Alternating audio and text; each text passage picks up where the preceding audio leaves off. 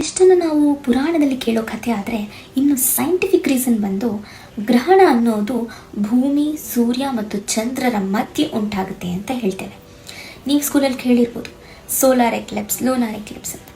So south pole ನೋಡ್ ಮತ್ತು north pole ನೋಡ್ ಅನ್ನೋದು ಒಂದು ಸ್ಟ್ರೈಟ್ ಲೈನ್ ಆಗಿ ಪರ್ಟಿಕ್ಯುಲರ್ ಪೊಸಿಷನಲ್ಲಿ ಬಂದಾಗ ನಾವು ಗ್ರಹಣವನ್ನು ಕಾಣ್ತೇವೆ.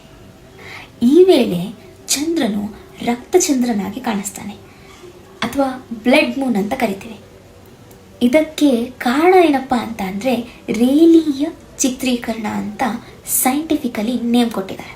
ಅಂದರೆ ಭೂಮಿ ಚಂದ್ರನಿಗೆ ಶ್ಯಾಡೋ ಆಗಿ ನಿಲ್ಲುತ್ತೆ ಅಥವಾ ನೆರಳಾಗಿ ನಿಲ್ಲುತ್ತೆ.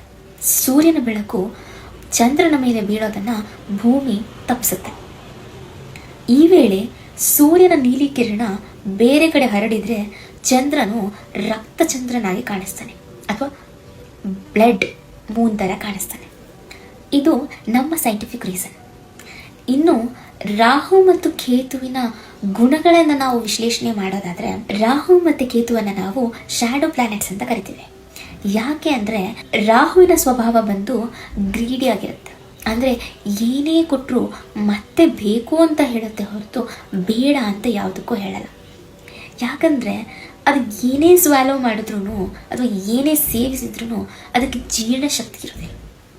ಹಾಗಾಗಿ ರಾಹುವನ್ನು ನಾವು ಗ್ರೀಡಿ ಪ್ಲಾನೆಟ್ ಅಂತಲೂ ಕರಿತೀವಿ. ಇನ್ನು ಕೇತುವಿನ ವಿಷಯಕ್ಕೆ ಬರೋದಾದರೆ, ಕೇತುಗೆ ಗೋಲ್ ಅನ್ನೋದೇ ಇರೋದಿಲ್ಲ, ಏಮ್ ಅನ್ನೋದಿರೋದಿಲ್ಲ, ಅಡ್ಡಾದಿಡ್ಡಿಯಾಗಿ ನಡೀತಾ ಇರುತ್ತೆ.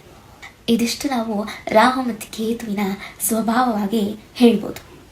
ಇನ್ನು ಇಂದು ನಡೆಯೋ ಗ್ರಹಣದ ಬಗ್ಗೆ ಹೇಳೋದಾದರೆ, ಸೆಪ್ಟೆಂಬರ್ 7, 2025 ನಡೆಯುತ್ತಿರೋ ಈ ಗ್ರಹಣವು ಭಾದ್ರಪದ ಶುಕ್ಲ ಪೌರ್ಣಮಿ ಎಂದು ನಡೆಯುತ್ತಿದ್ದು ರಾಹುಗ್ರಸ್ತ ಚಂದ್ರಗ್ರಹಣ ಅಂತ ಕರಿತೀವಿ. ಗ್ರಹಣ ಶುರುವಾಗ ಸಮಯ ಬಂದು ರಾತ್ರಿ 9:58ರಿಂದ ಮಧ್ಯರಾತ್ರಿ 1:28ರವರೆಗೆ. ಗ್ರಹಣದ ಸಮಯದಲ್ಲಿ ನಾವು ಊಟ ಮತ್ತು ಇತ್ಯಾದಿಗಳನ್ನ ಸೇವನೆ ಮಾಡಬಾರ್ದು.